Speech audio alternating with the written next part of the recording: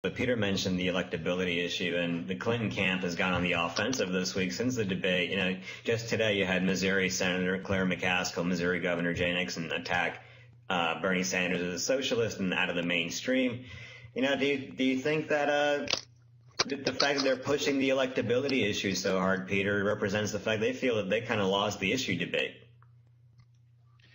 Well, they've had some trouble with the issue debate. I mean, if Sanders would wake up and push the right buttons, they'd even be in worse shape. We'll get to the debate, of course, but, he had her on the ropes talking about money from Wall Street and then let her go. But the electability question, which Hillary has been pushing, could easily take a pretty serious body blow if Bernie beats her in Iowa and then beats her in New Hampshire. I mean, at that point, she's going to have to say, well, I am still more electable, and if you guys just wait around long enough, maybe I'll be able to prove that to you. So she's going to have to walk very softly. One of the things that's plagued her from the beginning is these expectations, that she was just going to have a straight walk into the nomination. And Americans do love their underdogs, so we'll see what Bernie can come up with. But a win in Iowa in about, 10 days, will certainly chip away at the Hillary armor. And let's not forget that Bernie Sanders just clobbered her in a CNN poll in New Hampshire as well. It was 60-33.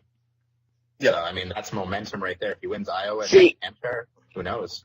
I think that what can happen is they can split New Hampshire and Iowa, but unless Hillary Clinton embarrassingly beats him in South Carolina, I'm talking by 20 points, maybe 15 at the least, that will, again, it'll perfectly mirror 2008 in being like, oh shit, this is a race. The argument against Sanders is that Hillary's going to get those South Carolina Democrats who are not the same as your liberal Iowans, or your rural New Hampshire type Democrats, which coming from Vermont, that's, where Bernie lives.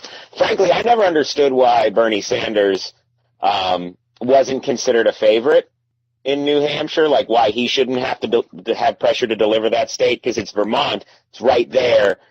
It's essentially his backyard. Yeah, so I think if Hillary can take higher there for a long time. Yeah.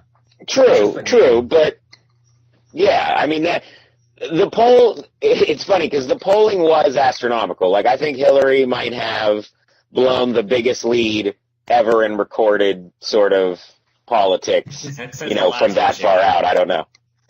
Not officially. Right. Well, no, I know it was even higher support this time because like all the Obama people were ready to pay the death tax. They're like, we're all for Hillary this time. And then Bernie started talking. So I don't know. I think that South Carolina and New Hampshire are very important for Hillary, though Iowa has successfully predicted the nominee, I think, since Gore? Yeah, that's a good track record there. Only on the Democratic side. Yeah, of course. Eric, did you want to jump in?